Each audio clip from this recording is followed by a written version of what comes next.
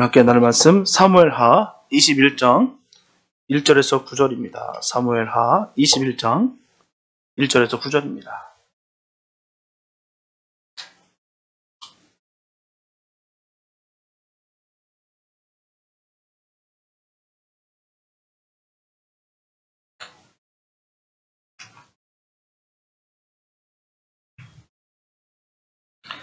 사무엘하 21장 1절에서 9절 말씀, 주님의 귀한 말씀 봉독해 올립니다. 다윗의 시대에 년부년 3년 기근이 있으므로 다윗이 여호와 앞에 간구하며 여호와께서 가라사대 이는 사울과 피를 흘린 그 집을 인함이니 저가 기브온 사람을 죽였음이니라 하시니라. 기브온 사람은 이스라엘 족속이 아니요 아모리 사람 중에서 남은 자라.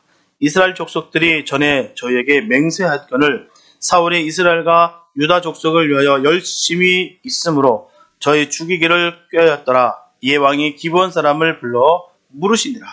다윗이 저에게 묻되 내가 너희를 위하여 어떻게 하랴? 내가 어떻게 속죄하여야 너희가 여호와의 기업을 위하여 복을 빌겠느냐? 기브온 사람이 대답하되 사울과 그 집과 우리 사이의 일은 은금에 있지 아니하오나 이스라엘 가운데서 사람을 죽이는 일은 우리에게 있지 아니하나이다. 왕이 가로되 너희의 말하는 대로 시행하리라. 저희가 왕께 고하되 우리를 학살하였고 또 우리를 멸하여 이스라엘 경내에 머물지 못하게 하려고 모한 사람의 자손 7을 내어주소서. 여호와의 빼신 사울의 고을 기와에서 우리가 저희를 여호와 앞에서 목매어 달겠나이다. 왕이 가로되 내가 내어주리라 하니라. 그러나 다윗과 사울의 아들 요나단 사이에 서로 여호와를 가리켜 맹세한 것이 있으므로 왕이 사울의 손자 요나단의 아들 무비보셋은 아끼고 이에 아야의 딸 리스바에게서 난 자 곧 사울의 두 아들 알모니아와 무비보셋과 사울의 딸 메랍에게서 난 자 곧 무홀라 사람 바실레의 아들 아드리엘의 5 아들을 잡고 저희를 기브온 사람의 손에 붙이니 기브온 사람이 저희를 산 위에서 여호와 앞에 목매어 달매 저희 7 사람이 함께 죽으니 죽은 때는 곡식 빼는 처음 날 곧 보리배기 시작하는 때더라. 아멘. 분명 우리가 살아가다 보면 가끔 자신의 의대와 전혀 상관없이 잘못된 결과를 만날 때가 참 많습니다. 그리고 때로는 하는 일마다 잘 안 풀리고 하는 것마다 계속 손해를 보고 해결하려고 노력하면 노력할수록 오히려 어려움이 가중되는 경우가 있다는 것입니다. 그래서 너무나 고통스럽고 안타까운 마음으로 탄식하며 고민할 때가 있다는 것이죠. 분명한 사실은 세상에 우연적으로 이루어지는 일은 없다라는 사실입니다. 적어도 하나님의 자녀들은 우리 이 사실을 믿습니다. 세상 사람 달라요. 세상 사람들은 우연이 있다라고 여기고 자연이 있다라고 얘기합니다. 우연히 그렇게 이루어졌겠지. 어떻게 보면 자연스럽게 그렇게 된 거야. 노력하지 못해서 그런 것이고 긍정의 힘이 있으면 이 모든 것을 다 극복할 수 있어. 그렇게 얘기합니다. 왜냐하면 우리는 그들과 다를 수밖에 없는 것은 모든 것을 주관하시고 섭리하시는 또한 운영하시는 분은 오직 주님뿐이십니다. 우리 주님을 믿기 때문에 이 모든 것이 다 주님께서 함께 하신다는 것을 믿습니다. 그래서 성도에게 있어서 삶의 어려움이 가중되는 이유는 여러 가지가 있겠으나 그 중에는 하나님께서 우리를 훈련시키고 성화시키기 위해서 주시는 그 연단의 과정일 때가 있다는 것이죠. 하지만 또 다른 많은 경우 우리의 문제로 인해서 하나님 앞에서 묶인 경우가 있습니다. 이처럼 무엇인가 묶일 때 만사가 묶여서 풀리지를 않는다는 것입니다. 그런데 문제는 그 묶인 것을 알지 못하기 때문에 계속해서 환경과 사람을 원망하며 문제를 해결하지 못한 채 그렇게 살아가고 있다는 것입니다. 그렇다면 우리는 왜 우리의 문제를 바라보지 못하고 우리가 그렇게 살아갈까요? 뭔지도 모르고 왜 이런 일이 벌어지는지도 모르고 그렇게 우리가 그렇게 살아가고 있을까요? 그 이유는 명확합니다. 그 문제를 바라볼 수 있는 그 영적인 눈이 어둡기 때문이에요. 영적인 눈이 어두우니 이 모든 문제들이 어떻게 이루어졌으며 왜 그런 일들이 생길 수밖에 없었다라는 사실을 우리가 알지 못하고 늘 원망하고 불평하면서 고통 중에 있다는 사실입니다. 이렇게 영적으로 눈이 어둡게 되면 우리는 묵힌 문제를 풀지 못하고 그 문제를 계속해서 안고 살아갈 수밖에 없다는 것입니다. 그래서 우리는 영적인 눈이 열려야 될 줄 믿습니다.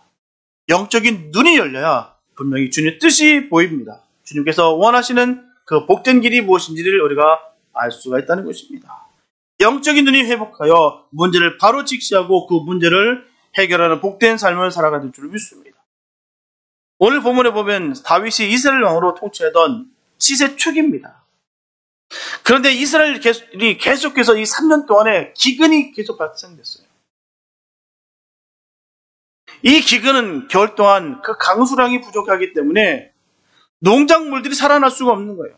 다 죽습니다. 그러니 농작물이 없다 보니 먹을 곳이 없어요. 그러다 보니 모든 사람들은 피폐하고 그 고난과 고통 속에 처할 수밖에 없습니다. 그런데 이런 기근은 까닭 없이 생긴 것이 아니에요. 그래서 바로 오래전 사울이 기브온을 죽인 일이 이스라엘에 기근을 불러오게 된 것입니다. 이렇게 기브온 사람을 죽인 것은 언약을 범한 행위였고요. 하나님께서 금하신 것을 저지른 죄였기 때문입니다. 그렇기 때문에 기브온을 죽음으로 그들과의 언약을 파기한 사울의 집은 그 대가를 반드시 치러야만 했습니다. 오늘 본문을 통해서 기브온과의 언약 파기가 이스라엘에게 미친 영향을 우리가 살펴보고 이 고난을 극복하기 위해서 치러했던 그 대가를 생각하면서 우리가 하나님과 언약한 것을 어긴 일이 얼마나 큰 죄악인지를 우리가 생각하면서 영적인 눈을 회복하는 은혜의 시간 되시기를 바랍니다. 첫째, 고난의 이유를 발견하는 것이 중요해요. 예전이나 지금이나 천재지변 앞에 인간은 너무나 나약할 수밖에 없습니다. 세상이 변했고 문명이 발달됐고 과학이 그렇게 세워졌는데도 불구하고 이 천재지변 앞에는 인간이 맥을 못 추고 있어요. 오늘날도 마찬가지입니다. 곳곳에서 많은 일들이 터지고 있어요. 어느 곳에는 지금 비가 안 와서 물이 없어서 산불이 뻥뻥 터지고 있는데 어느 곳에서는 지금 비가 하도 들이닥친 바람에 홍수가 일어나서 온 마을을 다 덮어버리고 손을 쓸 수 없고 이렇게 망연자실할 수밖에 없는 이 시대를 똑같이 살아가고 있습니다. 수천 년이 지났는데도 불구하고 똑같아요. 지금 본문을 보면 이스라엘이 3년이나 가뭄으로 인해서 기근을 당하고 있습니다. 고통 중에 있어요. 이렇게 기근하는 것은 성경에서 보면 시대적으로 하나님의 재앙과 심판의 신호였어요. 분명히 기근이 있고 재난이 있으면 분명히 그 가운데 하나님의 역사가 있었다는 사실입니다. 그래서 다윗이 하나님께 간구할 때 기근의 원인을 찾게 돼요. 바로 이 기근의 원인은 다름 아닌 사울이 기브온 사람을 죽인 것 때문이라는 것입니다. 기브온 사람들은 가나안 7족속의 하나였어요. 이스라엘 백성들이 출애굽해서 가나안에 입성할 때 여호수아는 그 가나안에 살고 있던 그 거민들을 그 하나님의 말씀을 따라서 모두 진멸하고 몰아내고 있었습니다. 이때 여리고 성도 떨어져 나왔고 아이성이 몰락됐어요. 그 소문을 들었던 기브온 사람들이 그 여호수아를 찾아가 화친을 맺게 됩니다. 여호수아서 9장 15절 말씀 보면 여호수아가 곧 그들과 화친하여 그들을 살리리라는 언약을 맺고 회중 족장들이 그들에게 맹세하였더라 라고 말씀하고 있어요. 하지만 결국 3일 만에 속임수는 탈려납니다. 이들은 이스라엘의 종이 되어서 나무를 패면서 또한 물 깃는 일을 하게 됩니다. 이스라엘과 기본 족속의 화친은 비록 속임수로 이루어지기는 하였으나 하지만 틀림없는 것은 바로 언약을 맺었다는 거예요. 언약을 맺었다는 것이 중요합니다. 그런데 사울이 기브온과의 언약을 깨고 그들을 다 도륙한 것입니다. 이것은 사울이 단순히 기브온 사람들을 쳤기 때문에 범죄한 것이 아니라 그들과 한 이스라엘이 여호와 앞에서 언약한 바를 어겼다는 것이 바로 진정한 범죄였다는 거예요. 언약을 깼다는 것이죠. 비록 기본 족속이 속였다 하나 하지만 이스라엘이 여호와 앞에서 언약한 것이기 때문에 그 언약은 반드시 지켜져야만 합니다. 하나님 앞에서 했기 때문에 하나님께서 간섭하신다는 거예요. 우리가 생각해 볼 때 하나님께서 가장 싫어하는 것이 뭘까 생각하십니까? 하나님께서 가장 싫어하는 게 뭘까요? 언약을 깨는 것입니다. 하나님께서 작정하고 세우신 그 언약을 깨는 것을 가장 싫어하세요. 속이는 것입니다. 하나님께서는 한 번 언약을 세우시면요 반드시 지키세요. 저는 이 말씀 믿습니다. 이 주신 말씀 하나하나가 다 그대로 이루어질 줄로 믿습니다. 수정되는 일이 없어요. 세상 힘드니까 이렇게 해. 이번엔 그냥 넘어가자. 아닙니다. 하나님은 반드시 말씀하신 그대로 역사십니다. 그래서 독생자들 내어주시기까지 언약을 지키셨어요. 하나님께서는 언약을 지키지 않는 죄를 벌로서 다스리십니다. 무서운 거예요.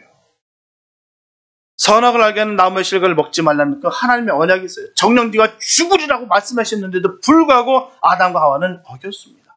그 탐욕으로 말미암아 분명히 선악을 알게 하는 나무 그 실과를 절대로 먹지 마라. 먹으면 정녕 죽으리라 하셨는데도 불구하고 그들은 그 많은 나무들과 열 과일들과 수많은 것들이 그에게 있었는데도 불구하고 그 먹지 말라는 그 하나입니다. 주님께서 요구하셨던 것은 어려운 거 아니에요. 딱 그거 하나입니다. 다른 건 다 해도 괜찮은데 이것만 하지 마라. 근데 수많은 사람들이요 여기서 다 넘어집니다. 주님 내가 다른 거 다 할 수 있습니다. 그러나 이것만 못하겠어요.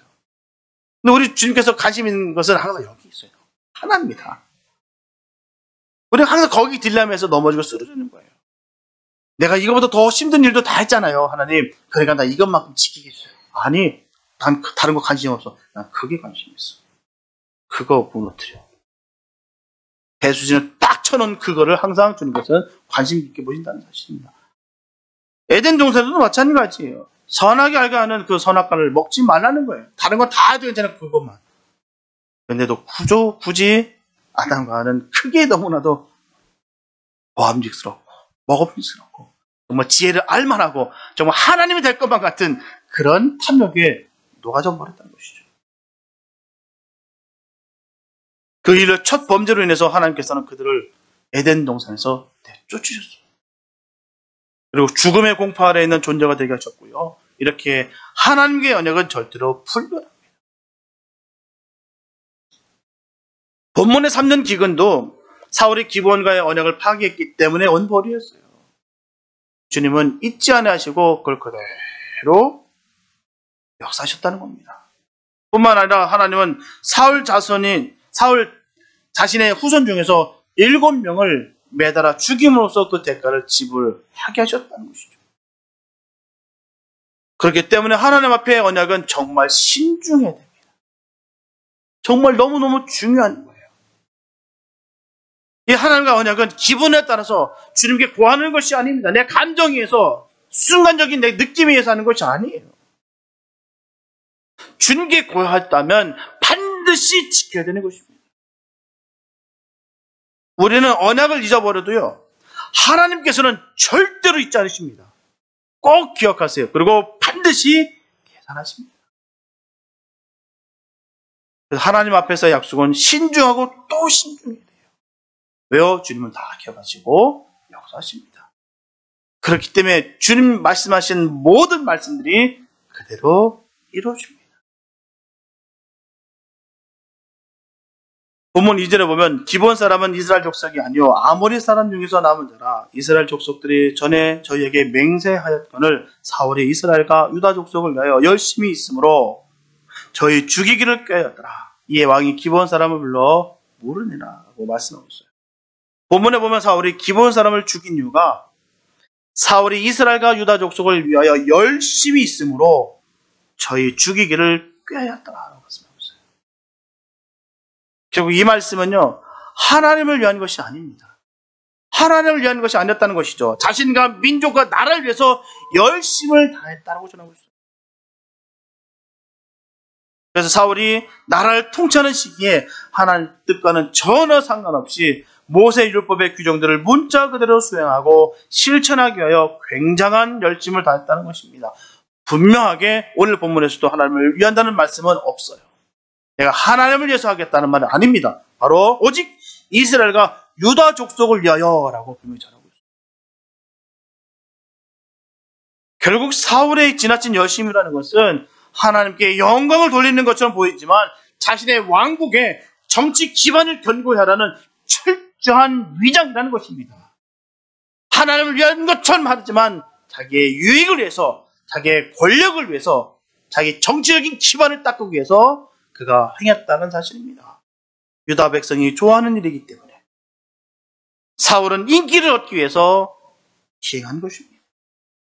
한마디로 사울은 백성들의 마음을 훔치기 위해서 하나님의 이름으로 맺은 기본과의 언약을 무참하게 깨뜨려버렸어요. 수많은 이단의 무리들이 우리에게 영적인 우월감을 심어줘서 많은 성도들을 미혹합니다. 진리가 아닌데도 불구하고 자신이 진정한 진리라고 주장하면서 핍박을 받는 것이 굉장한 희생과 자부심을 갖게 하는 것이다라는 것이죠. 외부적인 많은 핍박을 통해서 자기 자신들은 내부 결속을 삼습니다. 우리가 진짜기 때문에 그래. 저 사람은 다 가짜야. 다 죽었어. 우리만 살았기 때문에 이렇다라고 포장하고 위장합니다. 진정으로 하나님의 사랑을 알면은 그를 위해서 더 기도하고 더 앞으로 나아갑니다. 더 희생하고 더 섬깁니다.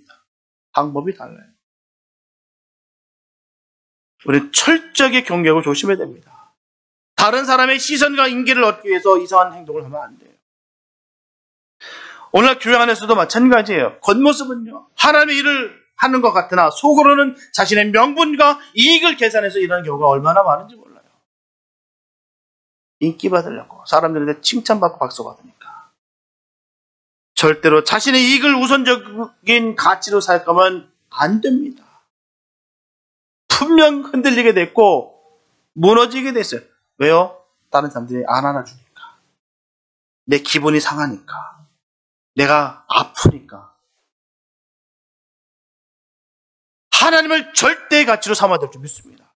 주님의 일은 하나님의 절대 가치예요. 하나님께서 기뻐하시는 일이 무엇인가를 예수님의 그 정신을 바로 알고 우리는 살게 될 줄 믿습니다. 믿음 지키는 것도 마찬가지예요. 모든 일에 있어서 마찬가지입니다.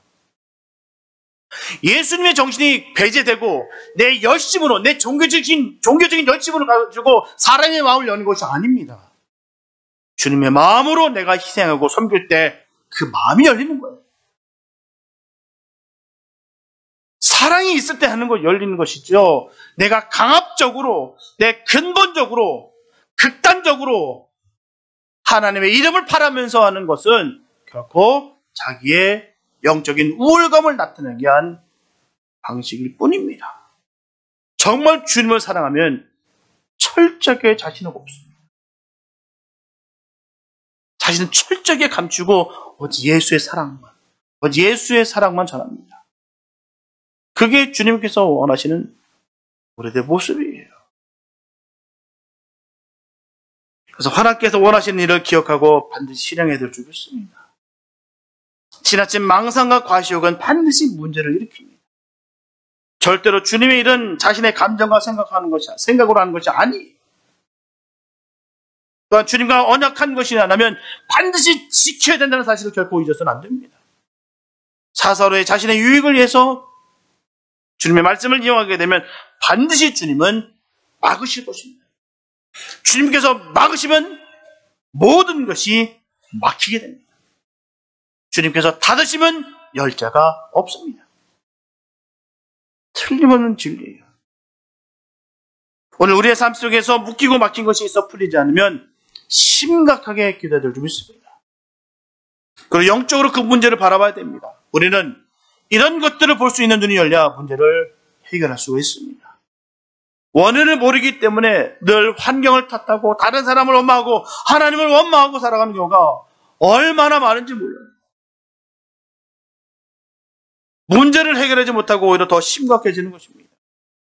우리 모두는 나의 삶을 묻고 있는 문제가 있다면 그 원인을 깨닫고 풀어가는 영적인 안목을 가진 복된 성도가 되야 될 줄 믿습니다. 저버런들은 영적인 눈이 활짝 열려서 오직 주님께 순종하며 그리고 주신 말씀을 지켜 주님께로부터 큰 복을 받게 되시기를 예수님의 이름으로 축복합니다. 둘째, 값을 지불해야 문제를 풀 수가 있어요. 다윗이 하나님께 이스라엘의 기근에 대해서 간구할 때 사울이 기브온 사람들에게 행한 범죄의 사실을 가르쳐 주십니다. 그래서 다윗은 기브온 사람들과 협상을 하게 돼요. 본문 3절과 4절에 보면 다윗이 저에게 묻되 내가 너희를 위하여 어떻게 하랴? 내가 어떻게 속죄하여 너희가 여호와의 기업을 위하여 복을 빌겠느냐? 기브온 사람이 대답하되 사울과 그 집과 우리 사이에 이런 은금에 있지 아니하오나 이스라엘 가운데서 사람을 죽이는 일은 우리에게 있지 아니하니이다. 왕이 가로되 너희의 말하는 대로 시행하리라. 이 다윗이 기브온 사람들에게 어떻게 해야 되는지를 물었어요. 그랬을 때 그들은 문제 해결이 은금에 있지 아니하오나 라고 전합니다. 은금에 있지 아니하오나. 이 말은요, 재정적인 보상을 바라는 것이 아니라는 거예요. 나 돈 필요 없습니다. 은금 필요 없어요. 그걸로 풀릴 문제가 아닙니다. 이렇게 전하고 있는 것이죠. 대부분의 반문명 국가에서는 피 흘린 대가로 벌금을 받는 것이 일반적인 관습이었어요. 그 시대적인 상황이었습니다. 사람을 만약에 헤아렸다, 무슨 일들을 했었다 라면 피 흘린 그 대가를 통해서 반드시 지불하게 됐다는 것이죠. 금액을 맺혀서 말입니다. 근데 민수기 35장 31절에 보게 되면 이스라엘은 모세 율법에 의해서 어떠한 살인이든 피 흘림에 대해서 살인죄를 범한 고살자의 생명에 속전을 받지 말고 반드시 죽일 것이며 라고 했어요.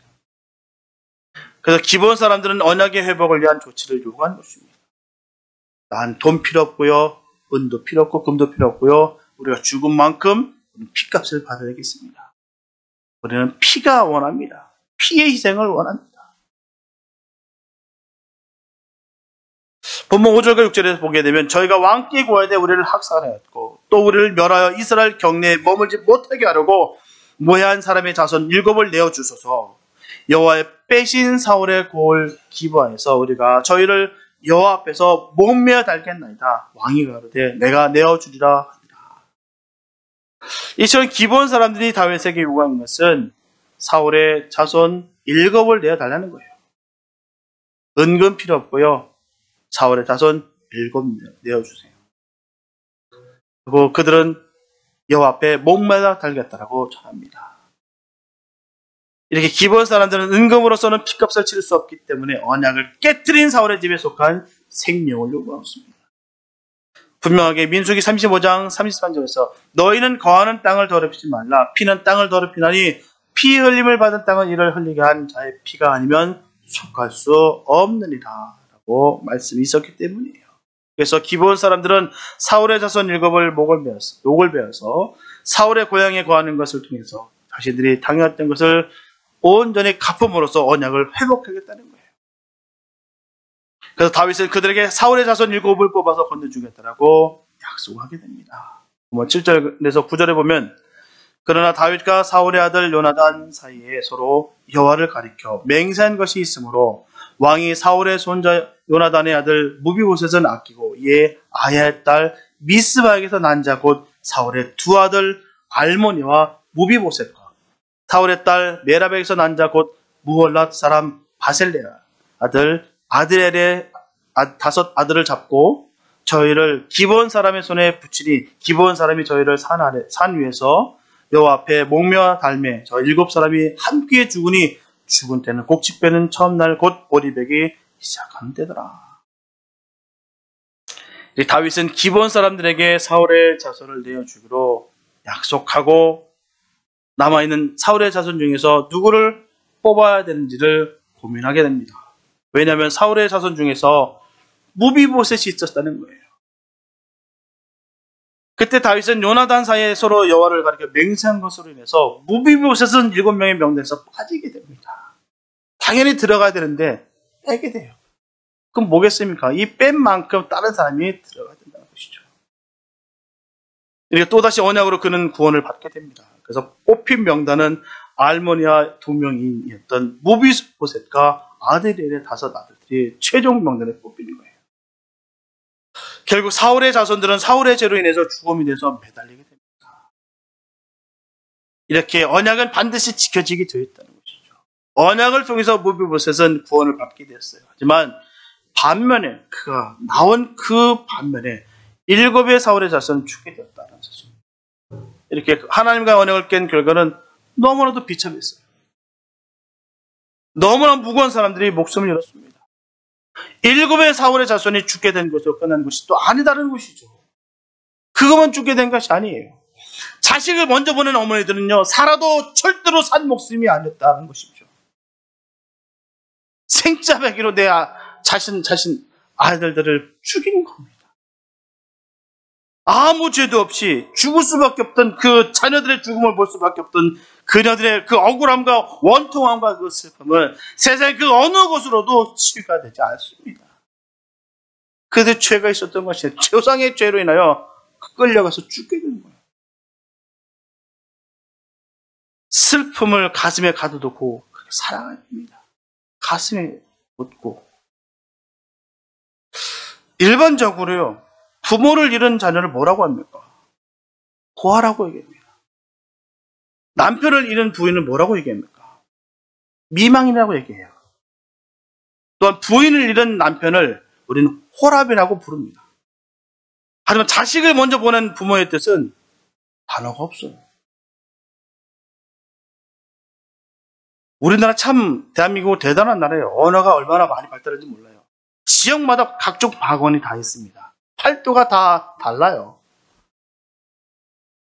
그리고 소리와 모양과 의미를 세계 어느 누구보다도 너무나도 다채롭게 표현할 수 있는 바로 한글이다라는 것입니다. 참 표현하기 많아요. 그냥 파란색을 뭐 시퍼렇다, 시퍼동동하다, 뭐 노란색을 누리끼리하다, 뭐 많이 있습니다. 아주 다채롭게 한글을 통해서 그 의미와 소리나는 그 소리를 그대로 표현한 게 바로 한글에 대한 위대성이에요. 미면 차이로 여러 개의 단어를 만들어내는 이 단어 강국이 바로 대한민국입니다. 하여튼 대한민국, 우리나라가 만들지 못한 단어가 있다는 것이 얼마나 놀랍던지요. 수많은 말을 다 만들어냈는데 이 말은 없어요. 바로 자식을 먼저 보낸 부모를 뜻하는 말이 없어요. 그 고통과 슬픔이 얼마나 깊은지 헤아릴 수가 없어. 이를 표현할 수 있는 말을 찾을 수가 없기 때문입니다. 찾을 수가 없어요. 표현할 수가 없어요. 다른 것도 다 아픔이고 슬픔입니다. 남편을 잃은 것도, 부모를 잃은 것도, 부인을 잃은 것도 다 아픔과 슬픔이에요. 그런데 이 자녀를 잃은 슬픔보다 더 큰 것은 없나 봅니다. 그거를 비추어서 만든 단어가 없어요. 이 7명의 사울의 자손 중에는 사울의 첩인 리스바의 2 아들이 있었어요. 그는 2 아들의 시체 앞에서 모든 슬픔과 고난을 감수하면서 시체가 평안히 장사되기까지 밤낮을 가리지 않고 함께 그 장소를 지켰어요. 리스바는 이렇게 조상의 죄로 인해서 죽은 그 아들들의 그 시체가 공중에 새나 등질성의 그 먹이가 될 수 없다는 것이죠. 그래서 밤낮으로 외칩니다. 그냥 새를 쫓고요, 등짐승 가서 아들들의 그 시체를 뜯어먹을까 싶어서 그 자리에서 지키면서 그냥 굶으면서 그 자리에 있었다는 것입니다. 울며 불며 고통 중에 말이에요. 그 긴 날을 그 시체를 지키는 그 모성의 지극한 사랑을 보여주고 있다는 사실입니다. 저는 개인적으로 성경에서 가장 슬픈 장면이 이 부분이에요. 여러 부분도 있으나 참 슬픈 부분이에요. 그 엄마가 얼마나 아팠겠습니까?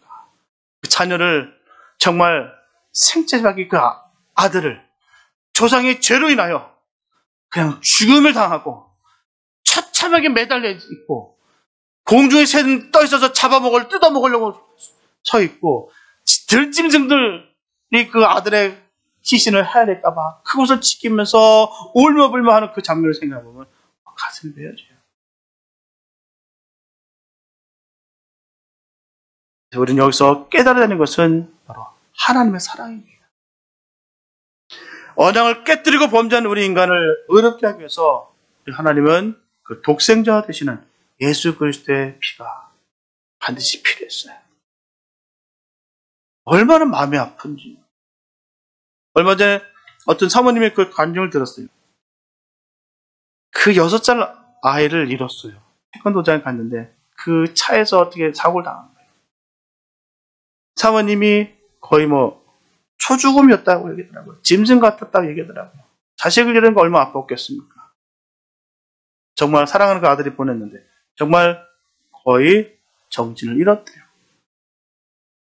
그런데 그 정신 못 차리는 과정에 다시 정신을 차려서 나는 사모다. 목사 사모다라는 걸 다시 번쩍 깨더래요.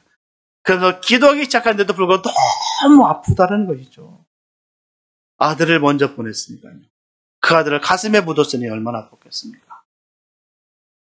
하나님께 기도했대요. 하나님, 내가 뭘 잘못했나요?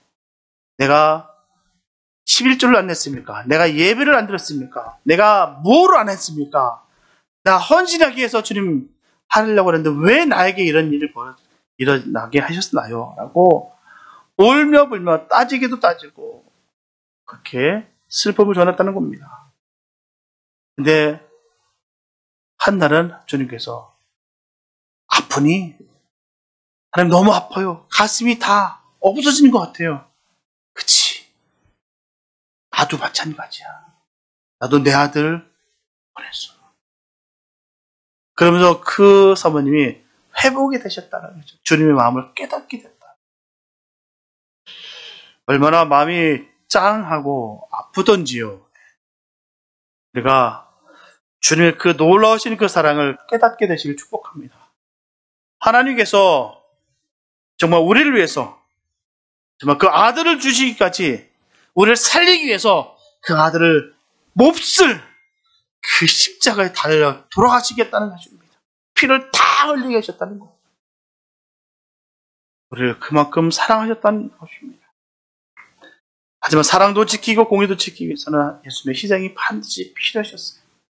그래서 저와 여러분들은 주님의 그 십자가 사랑을 생각하시면서 죄에 대한 값이 얼마나 무서운 것이며 그리고 주님께서 우리를 얼마나 사랑하시고 계신지를 늘 깨닫는 은혜가 있게 되신 걸 축복합니다. 우리는 그냥 걷어주시는 거 아니에요. 주님의 피값으로 사는 거예요. 우리가 거듭났다는 것, 우리가 하나님 자녀가 됐다는 것, 내가 구원을 받았다는 것, 증거가 여기 있습니다. 주님이 나를 사랑하신다. 나를 피값으로 사셨다. 내가 이 사랑을 알면은 함부로 할 수가 없습니다. 주님께서 뭐라고 말씀하셨습니까? 영생은 그래서 아는 것이다. 그랬어요. 아는 것이 뭐겠습니까? 이 놀라운 사랑을 아는 것입니다. 이 놀라운 사랑을 알기 때문에 우리가 어떻게 대충 살고, 우리가 어떻게 방탕하게 살며, 어떻게 저렇게 음란하게 살 수 있으며, 어떻게 저렇게 죄를 짓고 살 수가 있겠습니까? 우리 늘 점검하고 또 점검하기 바랍니다. 내 안에 예수가 있는가? 내가 정말 주님을 정말 사랑하고 있는가? 그 사모님께서 얘기했던 것처럼 내 가슴이 없습니다라고 할 때 그 하나님의 마음을 깨닫게 된 것처럼 우리가 늘 주님의 마음을 깨닫는 복된 은혜가 있게 되시기 바랍니다. 나를 건지셨기 위해서 주님께서 그 희생을 하셨구나. 사랑하는 여러분, 기본 사람들의 요구대로 사울의 자손 7명을 기부해서 목매달아 죽겠어요. 우리는 7명의 사울의 집 후손이 목매달아 것을 통해서 우리의 죄를 속죄하고 하나님의 공의를 이루시기 위해 십자가에 달리신 그 예수님을 생각해야 될 줄 믿습니다. 우리는 이 주님의 생각은 주님 만나는 그날까지 해야 돼요. 주님을 생각합시다. 우리가 기적을 나타내고 엄청난 능력을 나타내시는 그 주님만 생각하는 것이 아니라 나를 살리신 주님, 나를 피 흘려주신 주님, 이 진정한 주님을 아는 것, 이 아는 것을 통하여 내가 영생을 얻는 축복된 역사가 이루어지길 축복합니다. 이게 우리에게 있어야 돼요. 우리가 주님 만나는 그날까지 우리가 끝까지 주님 배신하지 아니하고 주신 그 사랑 기억하는 것, 주님 바라보는 그 은혜가 우리의 삶 가운데 있게 되시기를 축복합니다. 예수님께서 나무에 달린 저주받은 자의 죽음을 당하셨어요. 로마서 5장 8절에서 11절 말씀 보면 우리가 아직 죄인 되었을 때 그리스도께서 우리를 위하여 죽으심으로 하나님께서 우리에게 대한 자기의 사랑을 확증하셨느니라. 그러면 이제 우리가 그 피를 인하여 의롭다 하심을 얻었은즉 더욱 그는 그로 말미암아 진노하심에서 구원을 얻을 것이니 곧 우리가 원수 되었을 때 그 아들의 죽으심으로 말미암아 하나님으로 더불어 화목되었은즉 화목된 자로서는 더욱 그의 살으심을 인하여 구원을 얻을 것이니라. 이뿐 아니라 이제 우리로 화목을 얻게 하신 우리 주 예수 그리스도로 말미암아 하나님 안에서 또한 즐거워하느니라. 늘 주님 안에서 늘 복이 임하기 원합니다. 늘 행복하기 원합니다. 늘 즐겁게 되시기 원합니다. 이게 예수님께서는 하나님의 공의를 만족하기 위해서 친히 제공하신 속죄 제물이 되셨습니다. 하나님께서는 거룩한 분이시기 때문에 이스라엘의 범죄를 그대로 남길 수가 없었듯이 우리 속에 남겨져 있던 이 시커먼 죄를 결코 묵인할 수가 없었습니다. 그래서 기본 사람들이 피값을 찾기 위해서 사울의 자손의 피가 지불되었듯이 보잘것없는 우리의 죄를 속량하기 위해서 그 의로우신 그리스도의 피가 흘려졌고요. 하나님의 그 공의를 그 갈보리 십자가 위에서 분명히 주님께서 실현하셨습니다. 이 놀라운 그 사랑을 우리는 생명 다하는 그날까지 꼭 기억하시기 바랍니다. 우리는 주님의 사랑으로 피값으로 얻어진 몸입니다. 그렇기 때문에 이 귀한 주의 사랑을 우리가 알기 위해 어떻게 마음대로 살 수가 있겠습니까? 늘 거룩한 주님의 자녀된 복된 삶을 살게 되시기를 축복합니다. 그로 인하여 능력도 받고 영력도 받고 어느 순간 어떤 곳에 무엇을 하든 능치 못함이 없는 복된 축복이 임하게 되시기를 축복합니다. 예수의 이름으로 늘 승리하는 복된 삶이 되시고 늘 주님께서 인도하신 따라 우리가 심차게 달려가는 믿음의 용장들이 다 되시기를 축복합니다. 그로 인하여 마음껏 주님의 영광을 올려드리며 그 피값으로 사신 그 주님의 그 놀라신 그 사랑을 늘 즐거워하며 기뻐하며 승리하는 우리가 되어야 될 줄을 믿습니다. 우리에게 주님의 피의 언약의 역사가 우리에게도 늘 날마다 강력하게 활발하게 나타날 줄로 믿습니다. 그래서 그 구원의 감격으로 말미암아 기쁨과 감사로 승리하는 삶이 되시기를 예수님의 이름으로 축원합니다. 살아주신 감사합니다. 아버지, 우리가 주님의 은혜 가운데 사랑함을 다시 한번 고백합니다. 주님께서 우리를 피값으로 사셨기에 우리가 주님의 자녀된 것을 결코 잊지 않게 하여 주시옵소서. 주님의 그 고귀하고 놀라우신 그 사랑을 늘 우리가 기억하면서 이 거친 세상을 살아갈 때 아버지 물들지 않고 세상 사람과 똑같이 범죄 가운데 있는 것이 아니라 그들과 구별되며 또한 내가 희생하고 섬김으로 말미암아 예수님의 사랑을 전할 수 있는 복된 주님의 자녀들 되게 하여 주시옵소서. 능력이 우리에게 임하게 하여 주시옵소서. 믿습니다. 주님 선포할 때마다 주님의 강력한 역사가 나타나게 도와주시고 그 사랑으로 말미암아 내가 임한 모든 아픔과 슬픔도 깨끗이 소멸되는 역사가 이루어지게 하여 주시옵소서. 놀라우신 주의 영광이 함께할 줄로 믿습니다. 주여 우리를 다스려 주시고 우리를 완전히 지배하여 주셔서 주의 거룩한 주의 자녀들 되게 하여 주시옵소서. 놀라우신 그 보혈의 피로 우리를 늘 덧입혀 주시고 복되게 하여 주시옵소서. 주께서 함께 하실 줄 믿사오며 우리를 원하신 예수님의 이름으로 기도했습니다.